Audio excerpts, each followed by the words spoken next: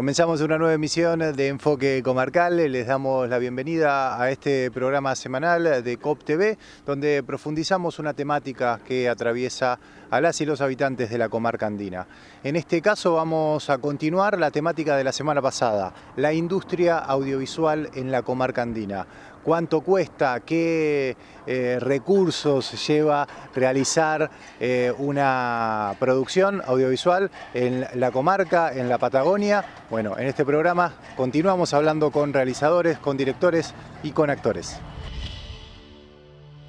Vamos a comenzar este programa de la industria audiovisual en la comarca andina hablando con Alejandro Encinas. Él es el director de El Turbio, un documental del año 2024 que justamente retrata las realidades que se llevan adelante en este paraje rural de la comarca andina, donde se lleva adelante una vida que seguramente así se vivió durante mucho tiempo en toda la comarca, pero estos habitantes deciden resistir y seguir viviendo y habitando este territorio de esta manera. No solamente se muestran esas costumbres, sino también la resistencia de habitar ante un montón de intereses que hay sobre esos territorios. Alejandro nos cuenta cómo surgió la idea y obviamente cómo fue la realización del Turbio. El Turbio surge ni más ni menos que de estar parado en la playa del lago Puelo y preguntarme qué hay del otro lado. Y a veces establecer una pregunta ya desata todo un proyecto para intentar contestarla, ¿no? Porque no es solamente querer contestarla para mí, sino querer contestarla para toda la gente, digamos, que sabe la existencia de un territorio del otro lado, sabe que es inaccesible, digamos, o de muy difícil posibilidades de llegar, porque tenés que ir o caminando por todo el cerro de Rumbe, ¿no? Que son unas 7 o 8 horas para estar en el inicio de ese valle, o pagar una lancha que son bastante caras, para también recién llegar a la playa y estar frente a un valle que tiene unos 30 kilómetros de profundidad. Siempre para que tengamos una idea, todo elegido, digamos, de calles de Bolsón, desde el inicio, digamos, más o menos hasta el final, son unos 10 kilómetros, así que imaginemos que entra 3 veces el Bolsón allá adentro. Y ahí, en ese territorio increíble, de naturaleza, de aguas, de glaciar y demás, viven actualmente 8 familias.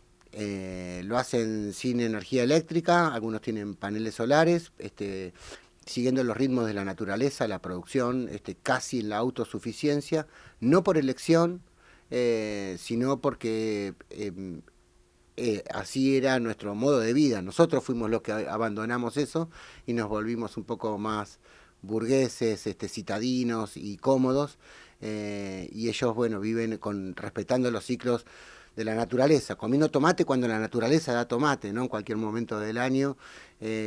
Así que y eso dio inicio al proyecto ahí junto a Pamela y a Bruno, digamos, que fuimos los tres, digamos, cabeza, Pamela en la producción, Bruno en toda la parte técnica y de realización integral, y yo más en la dirección del proyecto, en la dirección de la película y en un guión, digamos, que empezábamos a imaginar, que queríamos, ahora que ya sabíamos más o menos qué era el Turbio, queríamos saber por qué existía esa curva de despoblamiento, porque averiguando sabíamos que antes vivían unas 20 familias, estábamos hablando de más de 100 personas, y actualmente viven 8 familias y un número que fluctúa entre la gente que entra y sale durante el año de 40 a 50, y queríamos saber qué factores estaban produciendo que ese lugar se esté despoblando, ¿no?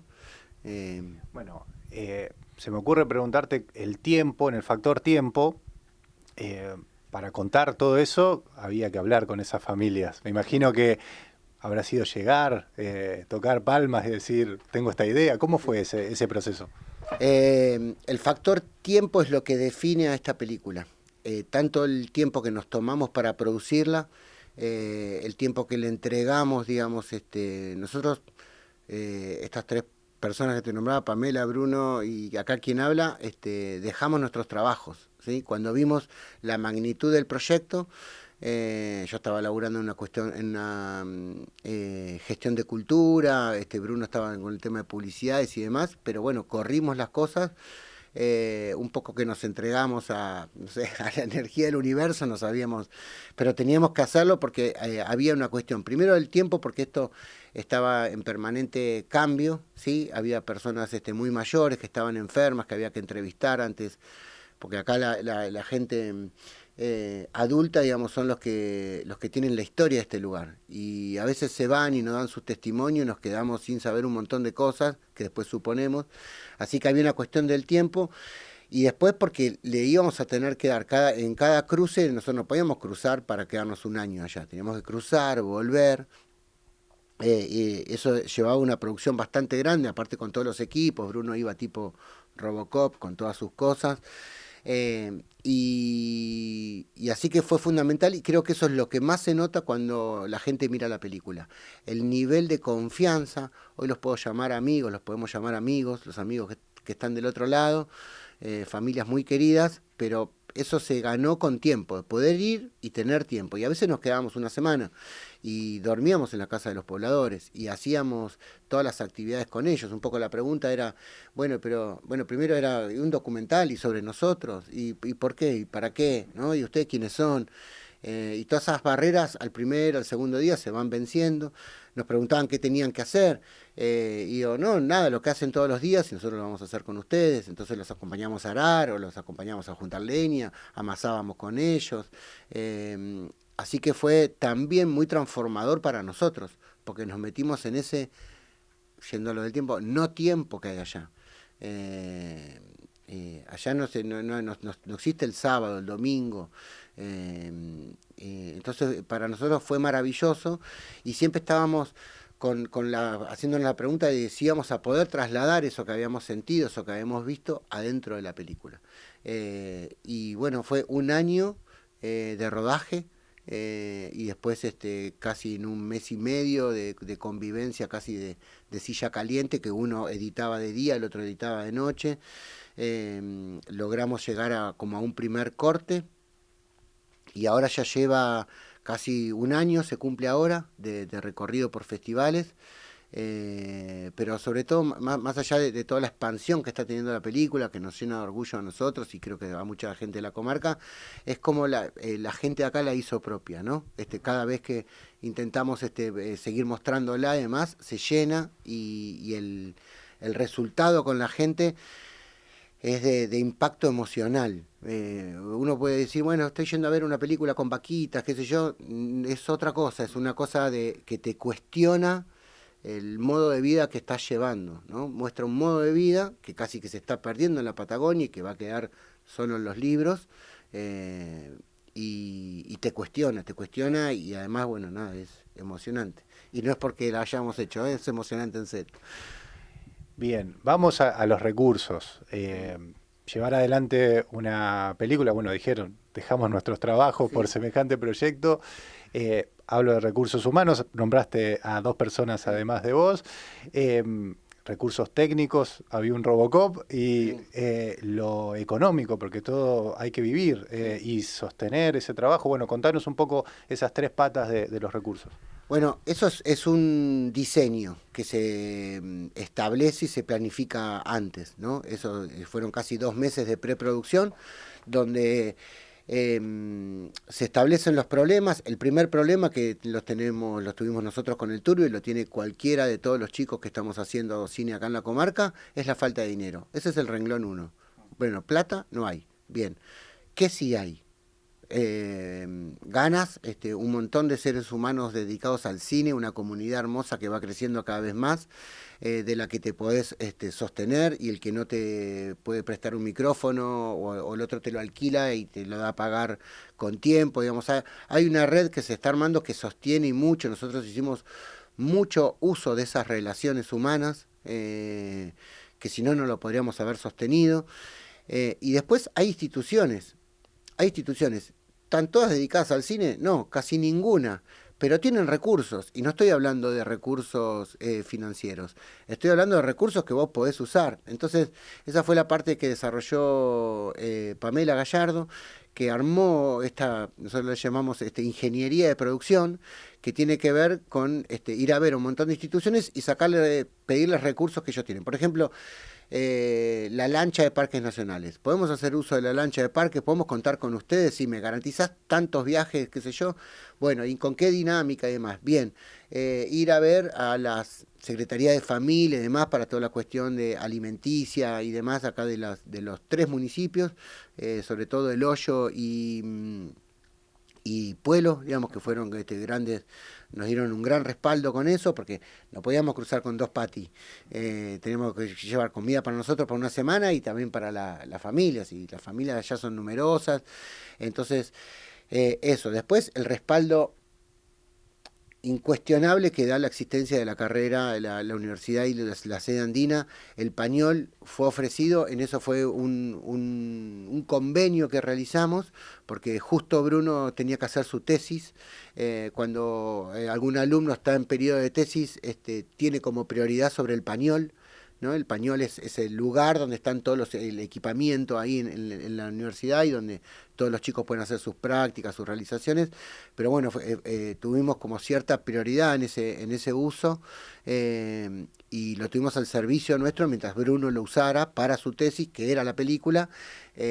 Bueno, es eso, es tener cabeza y empezar a diseñar algo, y nosotros nos dimos cuenta que, digamos, la mayor dificultad iba a ser el tiempo, porque ese respaldo lo obtuvimos.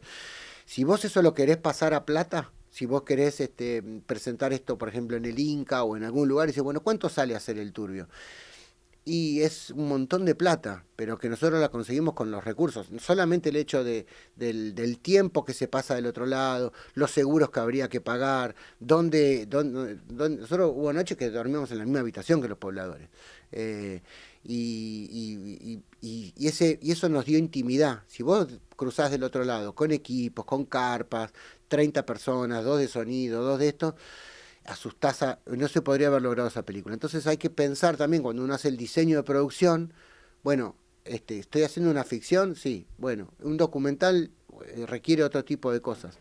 Es usar la cabeza. Creo que a todos los que estamos haciendo cine acá en la comarca, vivir acá nos da primero que hay gente muy capacitada profesionalmente, eso lo da la existencia de la carrera, también todo lo que nos vamos nutriendo de ver cómo hace cada uno otra cosa, pero segundo es justamente la ausencia de recursos te hace especialista en resolver.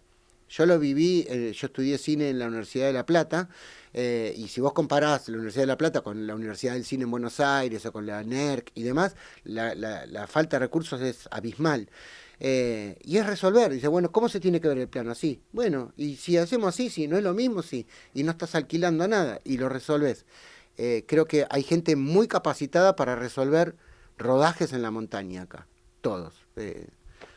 Preguntarte bueno, nombraste por ahí las municipalidades, la importancia y que entre también, tal vez, si te parece, la actualidad con el Inca, el Instituto, ¿no? de Cine Argentino, la importancia del Estado, pensando en un documental, en contar la historia de un lugar. Y cuando hablo de la historia de este lugar, de El Turbio, la importancia de conocer, bueno, políticamente, territorialmente, lo que sucede ahí. ¿Cómo se vieron con eso concretamente en la película? Y bueno, ¿y qué pensás de esto, de la presencia del Estado en apoyar, en este caso, documentales? La presencia del Estado es fundamental, es clave. Nos ha sido difícil a quienes, y me incluyo dentro de ese grupo, a quienes éramos críticos de esas gestiones, ¿sí? Porque parecía que si algo andaba mal, había que cerrarlo. Y no es el caso, había que hacerlo funcionar mejor. Entonces éramos como, nos utilizaban, digamos, para decir, ven que no sirve, digamos. Acceder a un crédito del Inca era difícil, ¿sí? Y más estando en Patagonia. Tenía cualquier cantidad, digamos, de años y de gestiones, y todavía nosotros teníamos que estar mandando nuestros proyectos a Buenos Aires. No había una oficina federal en Bariloche, Patagónica. No había una oficina federal en Salta para el norte. Había muchas cosas para a terminar de federalizar esa distribución de recursos, porque lo que nos hace argentinos no es solamente lo que pasa en Buenos Aires. Y te puedo asegurar que si vos ves el Turbio, ahí está la Argentina, ¿sí? Entonces, aclarado esa situación, es básica. La cultura, digamos, es lo que nos termina definiendo. Y más todavía aún, es lo que nos da soberanía. No solamente la soberanía, digamos, a nivel cultural, sino la soberanía de todavía poder elegir de qué manera querés vivir. Si vos todavía querés vivir acá en la montaña, en la naturaleza, y hacer cine acá, porque a mí me preguntaban, ¿te vas a hacer cine pero allá no hay nada? Digo, por eso voy. Digo, porque no hay nada. Así que los municipios, la Universidad de Río Negro, el Parque Nacional, tuvimos en un momento un apoyo y un respaldo en lo que fue en el inicio, digamos, junto a Alma Tosini del CONICET, y después, bueno, nada, todos los fondos. Nosotros iniciamos esto no me podía acordar, iniciamos esto con ganamos un proyecto de cultura de nación, antes de iniciar, que era el Gestionar Futuro, y eso nos dio el inicio, un ministerio que hoy está desaparecido. Así que entendamos que, digamos, que esas patas, esas herramientas, porque la gente es muy, en eso cree que nos pagan a todos y que podemos hacer la recontra película, son apoyos. Después el resto hay que ingeniárselas, nadie te da todo el dinero porque vos llevaste 2 papelitos escritos y este es el proyecto que quiero hacer. No, son apoyos y es fundamental. Cuando no viene el apoyo del Estado, bueno, aparecen las redes, que es lo que hay acá en la comarca y es fuerte. ¿Qué es lo que viene para el Turbio? ¿Dónde anda la peli? El Turbio está ahora, finalizamos un periodo hermoso de festivales internacionales donde la película ha estado y va a estar en lugares que no soñábamos. Estuvo en Asia, estuvo en India, estuvo, bueno, en Europa, la pasaron en 3 festivales en Estados Unidos, América Latina entera, nos fue muy bien en Chile, ganamos 2 veces a Mejor Documental, a Mejor Película, estuvimos 2 veces en Brasil, estuvimos siendo convocados a un foro de plataformas de streaming, donde estaban las plataformas más conocidas, y eso nos dio cierto respaldo para aliarnos ahora con un distribuidor, con la posibilidad concreta de que ahora, pasando seguramente las vacaciones de invierno, cuando ya pase el Hombre Araña, Superman y todos estos tanques que llenan las salas de cine, empieza a hacerse lugar con toda la expectativa, que sería como el gran broche de que una película salida de acá, con gran apoyo local, es una película de vecinos, terminen los cines de todo el país. Estamos trabajando en eso, y bueno, nada, sería como un gran cierre de 2 años y medio de trabajo.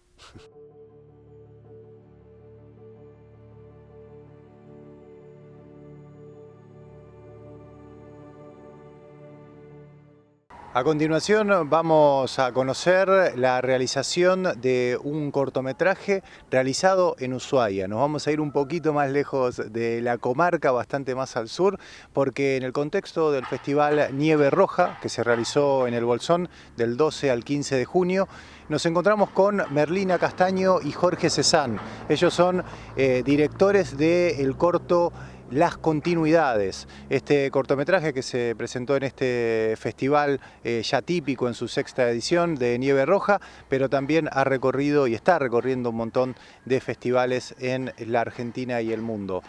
A Merlina la conocimos en este festival, hablamos sobre la dirección, sobre la importancia del cine independiente. Lo mismo con Jorge.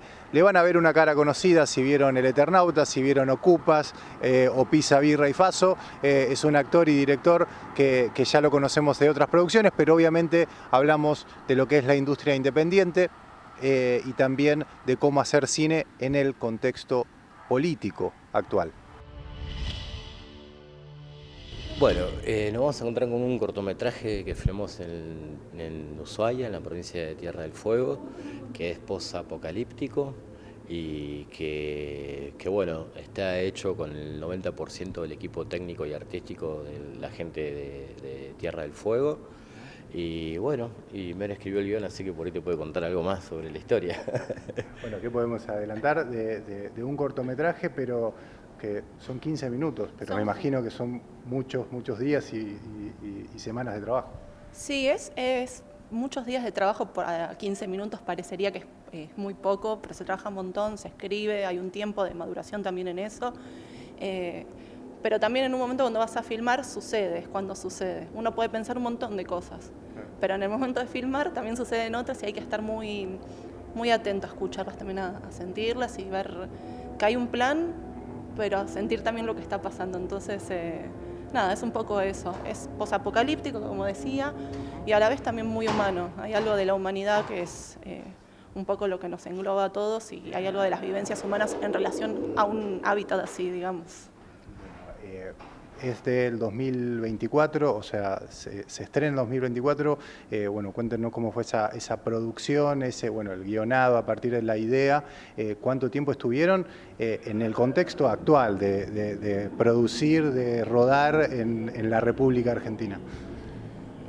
Bueno, apareció en el 2015 como una primera idea. Estuvimos filmando en Almanza, que es el puerto Almanza, que es ahí en Ushuaia, a las afueras. Es un puerto, un pueblito muy chiquitito, que es de pescadores. Estuvimos filmando ahí y bueno, había algo como en la luz que era muy extraño y ahí apareció como una primera situación de algo. En el 2020, con la pandemia, volvió eso a partir de una foto de ese lugar, de una ventana que daba al canal de Beagle.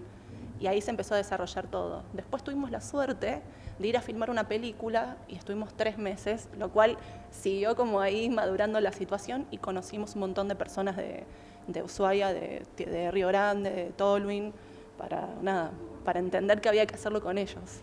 Sí, también entender que bueno, que es cine independiente, pero lo que siempre decimos nosotros, que el cine independiente es totalmente dependiente en realidad, porque está hecho gracias al aporte de trabajo de muchísima gente, tanto de Tierra del Fuego como de Buenos Aires, que es la forma que hoy en día podemos filmar, uniéndonos con la comunidad cinematográfica y apoyándonos unos a otros, y bueno, y así fue realizado el corto, ¿no?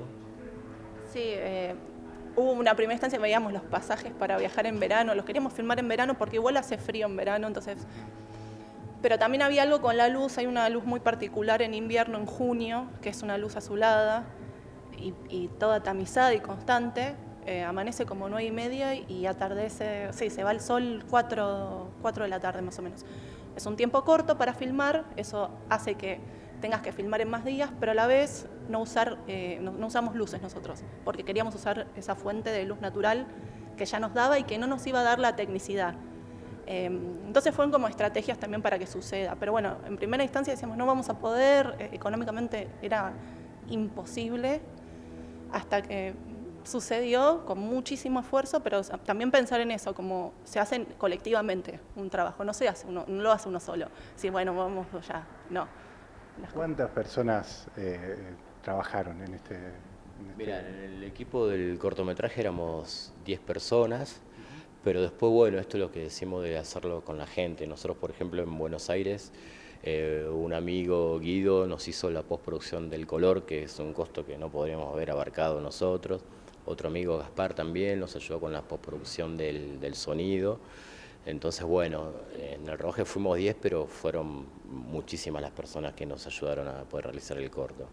Después nos salió una ayuda del municipio de Ushuaia, hicimos un casting en Ushuaia hay un personaje de una niña de la montaña, fue quien actuó y estuvo buenísimo también ese encuentro de ir a hacer ese casting o esa especie de intercambio, también viendo qué sucedía y como con otras informaciones, porque la niña no podía ser de capital, tenía que ser alguien de la montaña, para entender también lo que es el corto, básicamente. El territorio, sin dudas.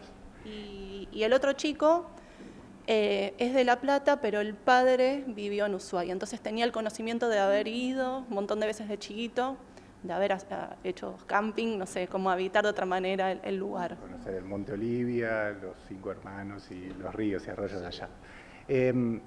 Ustedes sabrán, bueno, no sé si seguramente los chicos de Nieve Roja le habrán comentado, que aquí está la carrera de la licenciatura en Diseño Artístico Audiovisual, donde hay muchísimos proyectos, bueno, muchísimas cabezas que están con sueños, proyectos audiovisuales. Por ahí en su experiencia, bueno, Merlina, no conozco tanto tu trayectoria, pero sí, Jorge, te conocemos un montón de producciones.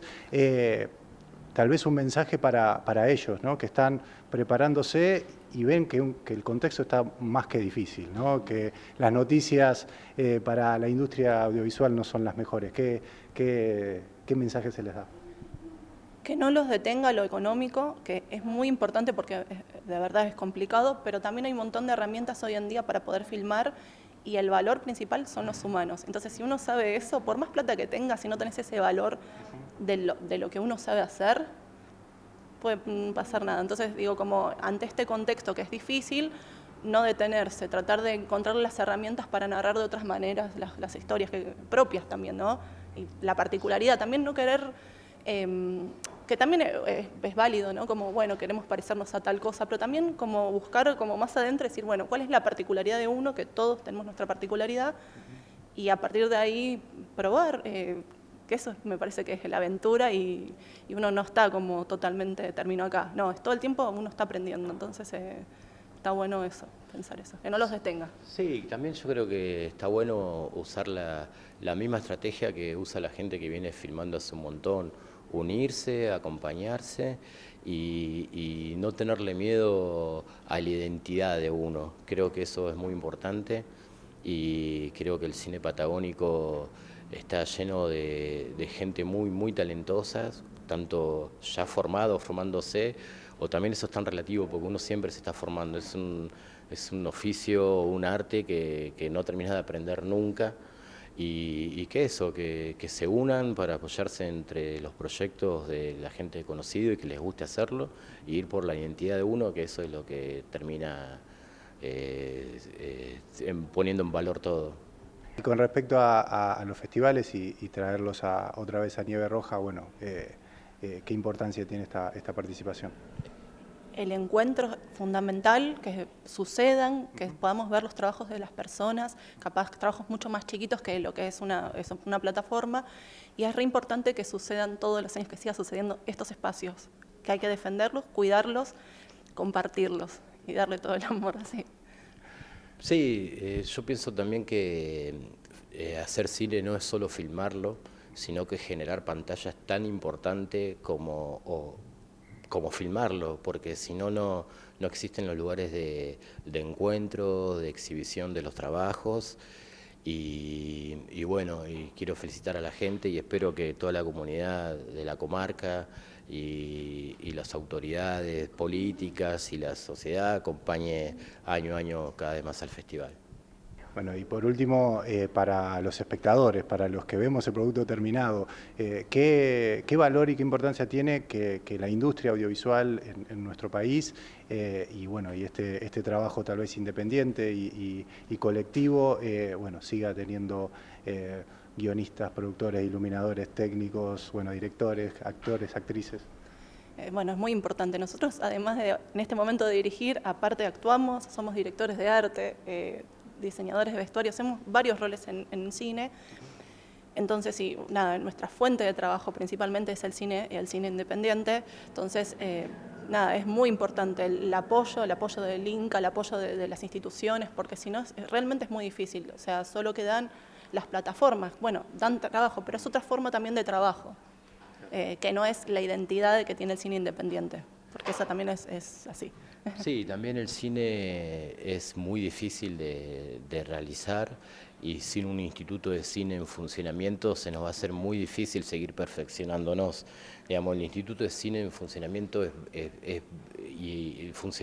y realmente federal es básico para volver a reconstruirnos. Digamos, hasta los que hacemos cine independiente y que por ahí nos fuimos por el instituto por distintos motivos, el instituto siempre termina acobijándote y empujándote para que puedas seguir.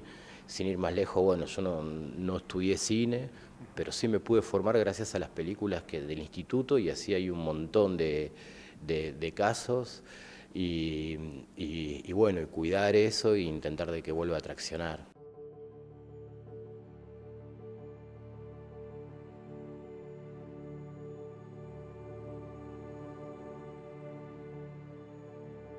En este enfoque comarcal, donde conocemos a partir de diferentes producciones audiovisuales, diferentes cortometrajes, documentales, ficciones, cómo es que se llevan adelante estas producciones en la voz de sus directores, sus realizadores audiovisuales.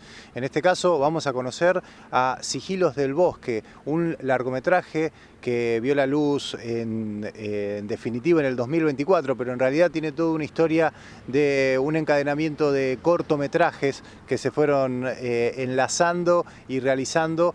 Hablamos con el director, con Yao Navarra, este realizador audiovisual, donde nos cuenta esta historia que, si bien es una ficción, está inspirada en hechos históricos de finales del siglo XIX, donde bueno, la comarca andina era otra, y obviamente es más que atractivo esta película, que la podemos ver en la plataforma YouTube, que tiene muchísimas vistas. Bueno, Yao nos cuenta cómo fue que comenzó esta idea de comenzar con un corto, y la propuesta, el desafío de culminar con un largometraje llamado Sigilos del Bosque.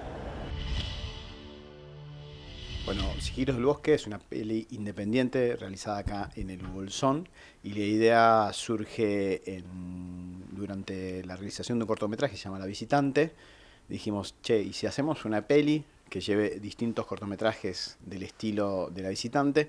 Que era un cortometraje que se hizo en 2019, un cortometraje de época, en 1885, durante la conquista del desierto. Y bueno, a partir de ahí surgió la idea de continuar ese universo narrativo, y empezamos a hacer distintos cortometrajes con la idea de en algún momento llegar a una película, y a medida que íbamos realizando los cortometrajes íbamos moviéndolos por festivales. Otro cortometraje se movió, también se llama La Bruja de Lenga, La Bruja Galesa. Son distintas historias que ocurren dentro de la peli, y mediante fuimos realizando lo que sería la ficción, fuimos sacando distintas historias, y después de tener varias, concluimos con la realización de la peli. ¿Qué significa una producción independiente? Este corto del que surge después la película, cuando comentás es independiente, para que nos enteremos en la realización, ¿qué significa?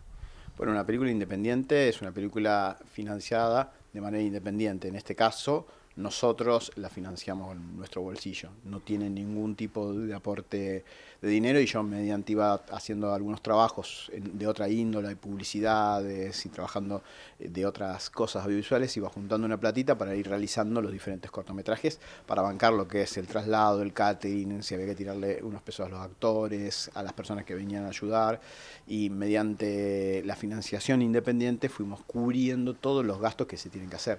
También lo hicimos con cortometrajes, ya que es mucho más fácil cubrirlo económicamente a un cortometraje, y después, bueno, cuando juntás otra platita, haces otro cortometraje y así.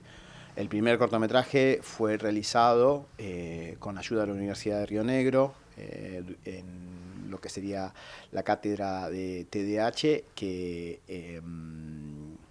yo estaba como ayudante de alumno, y dijimos, che, hagamos un cortometraje, y hicimos el primero con estudiantes de esa cátedra, con profesores, y yo lo dirigí. Y a partir de ahí surgió este que se llamó La Visitante, que contamos con la ayuda de la universidad, profesores, estudiantes y demás.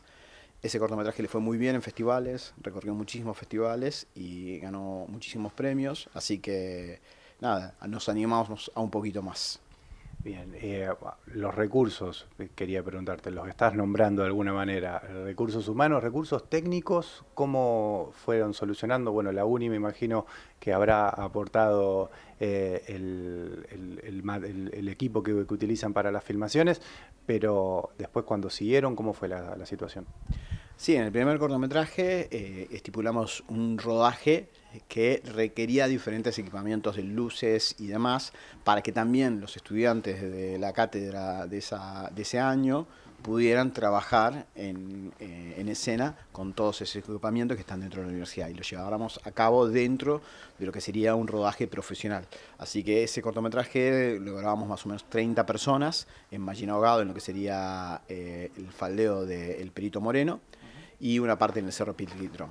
En el faldeo del Perito Moreno hicimos lo que sería el despliegue de equipamiento técnico de equipos de la universidad, más que nada luces y demás, que es un poquito más complejo a la hora de llevar a cabo. Y después en el resto de los cortometrajes grabamos con los equipos que tengo yo de la productora Patagonia Audiovisual y son rodajes mucho más sencillos, se llama rodaje reducido, donde íbamos una incursión, un pequeño equipo con pocos actores. Y lo llamativo de muchos de estos rodajes, como La Bruja de Lenga, La Bruja Galesa y otras historias que ocurren dentro de la peli, es que son en sectores muy metidos en la montaña, donde no se ha grabado nunca y hacíamos una pequeña excursión de montaña con los actores, llegamos a un sector del Pilquitrón, frenábamos ahí, comíamos y hacíamos la escena. Y después bajábamos al pueblo. Bien, estaba pensando justamente esa dinámica, porque es una peli que tiene refleja una época. Me imagino que habrás realizado una investigación en, bueno, qué vestimenta o cómo era la comarca en fines de 1800, principios de 1900. Claro, sí, la peli es de carácter histórico, está basada en una etapa de lo que fue la Patagonia, la anexión de la Patagonia al Estado argentino. No es una peli histórica, porque muchas veces cuando la presentamos decían, che, esto pasó, esto es una peli... No, no es una peli histórica, está basada en una situación histórica y se habla un poquito también de eso, de las leyendas o lo que serían los mitos que ocurren acá, ¿no? Como apariciones, brujas y demás. También no tocamos una leyenda en concreto, sino que nos basamos. Y sí, claro, a partir de lo que surgió el cortometraje La Visitante, empecé a investigar sobre distintos pueblos que habitaban acá, como los pueblos originarios, la incursión de los galeses, los criollos, la relación que tenían entre esas partes, y cuando llega al Estado argentino y se inicia lo que sería el periodo de conquista del desierto. Y a partir de eso narramos esta historia que en sí, Sigilos del Bosque, se trata de eso, de la cacería de brujas en la Patagonia. Obviamente de una forma ficticia, ¿no? Es una realización de cine de género, se le llama cine de género a lo que sería el cine de género fantástico, ciencia ficción, terror. En este caso es de suspenso y fantástico.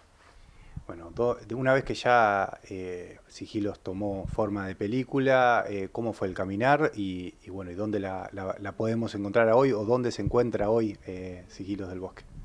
Bueno, Sigilos del Bosque, a partir de que ya tuvimos varios cortometrajes, lo que hicimos fue mandar a distintos festivales de cortometrajes, distintas historias que están dentro de la peli, y cuando pudimos unimos todos esos cortometrajes y lo hicimos rodar también en el Festival FAB de Bariloche, en el Festival de la Lluvia de Villa Langostura, y tuvo un estreno importantísimo en lo que sería el Festival Buenos Aires Rojo Sangre, a sala llena, 2 salas llenas en lo que sería el cine Multiplex de Belgrano, que fue nuestro primer estreno en Buenos Aires, una película independiente, en el festival de cine más importante de lo que sería el cine de género fantástico de Latinoamérica.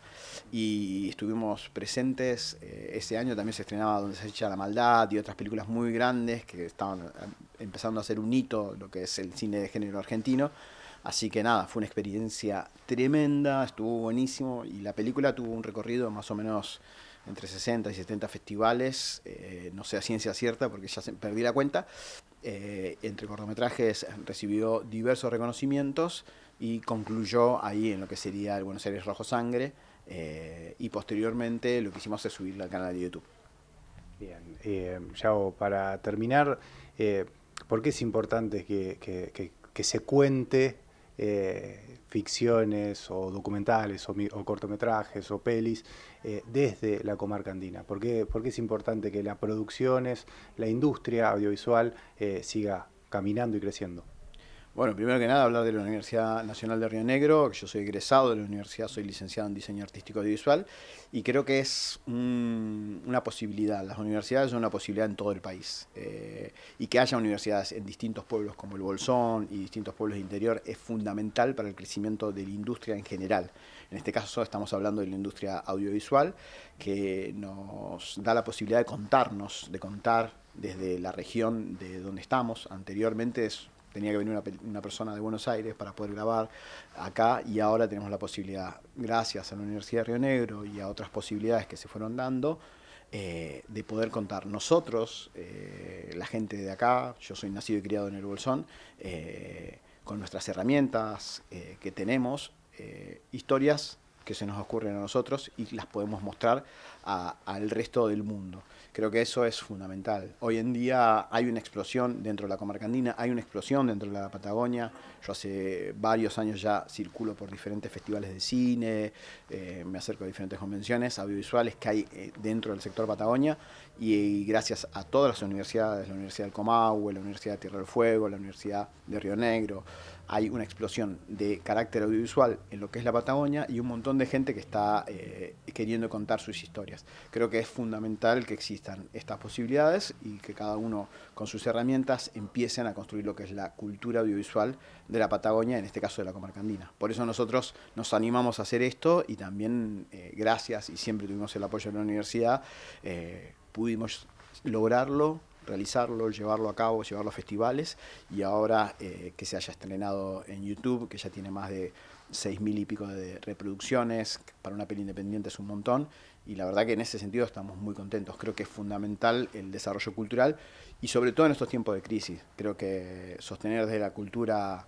es algo fundamental para poder seguir desarrollando el pueblo, desarrollando la ciudad y desarrollándonos como personas individualmente también.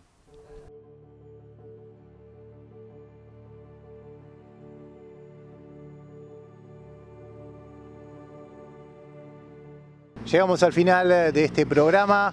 Tanto en esta emisión de Enfoque Comarcal como en la de la semana pasada abordamos en diferentes realizaciones audiovisuales la complejidad, los desafíos, bueno, lo que significa poder realizar cine aquí en la comarca andina, en la Patagonia, y en un contexto como el actual. Hace 2 años que el Gobierno Nacional ha decidido que las políticas del Instituto Nacional del Cine Argentino no son primordiales, no son fundamentales y no hay un solo centavo de apoyo a las producciones audiovisuales independientes de todo el país. A destacar eso, que obviamente seguirá en nuestra pantalla en COP TV, seguiremos abordando esta problemática, como también quiero destacar la importancia de la universidad pública en estos 2 programas, que no fue el objetivo mostrar el rol de la universidad ni de la carrera en diseño artístico audiovisual, que está aquí en la sede de la UNRN, pero salió en todos los reportajes. La importancia de que la educación pública esté presente para que en este caso podamos contar las historias desde nuestras experiencias, desde los que se preparan en esta carrera, desde quien quiere contar a partir de las imágenes una historia que se vive aquí en la comarca andina y quién mejor que los que habitan el territorio para transmitir estos mensajes. Nosotros nos encontraremos el viernes que viene a partir de las 21 horas por la pantalla de COP TV y también por la señal de Sensa TV. Obviamente, recordamos, en el canal YouTube pueden ver este programa y también los 50 y pico de enfoques comarcales que ya venimos realizando. Hasta la próxima.